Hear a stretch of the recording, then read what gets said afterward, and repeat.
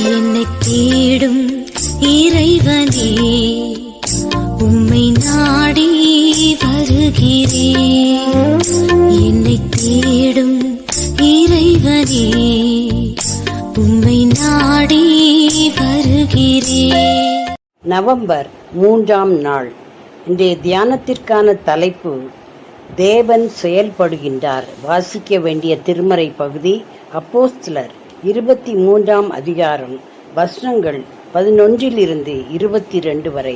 பவுலே, திடன்கொள், நீ என்னை குறித்து எருசலேமிலே சாட்சி கொடுத்தது போல ரோமாவிலும் சாட்சி கொடுக்க வேண்டும். அப்போஸ்தலர் 23:11.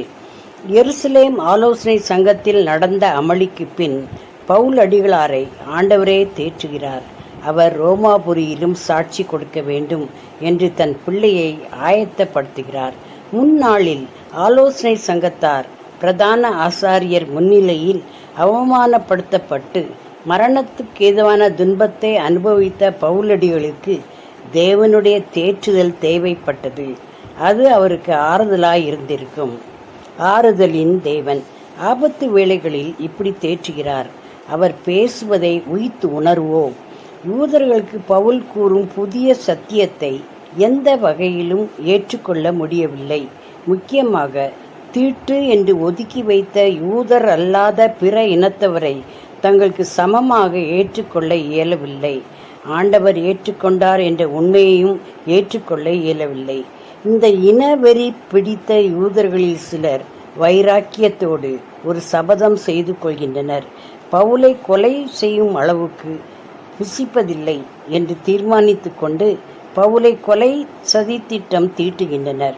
பவுலை மீண்டும் ஆலோசனை சங்கத்தார் முன் அழைத்து வந்து விசாரிக்கும்படி சேனாபதியை தூண்டிவிடுகின்றனர். வரும் வழியில் பவுலை கொன்றுவிட வேண்டும் என்பது அவர்களது எண்ணம். எதிரிகள் இவ்வாறு செயல்படுகின்றனர். ஆனால் தேவன் தன்னுடைய திட்டத்தை நிறைவேற்ற வல்லவர் அல்லவா? எதிரிகளின் திட்டத்தை முறியடிக்க வல்லவர் அல்லவா? பவுலுடைய சகோதரியின் மகனுக்கு யூதரின் சதித்திட்டம் தெரிய வந்ததால் சேனாபதியிடம் அதை அறிவிக்கிறான்.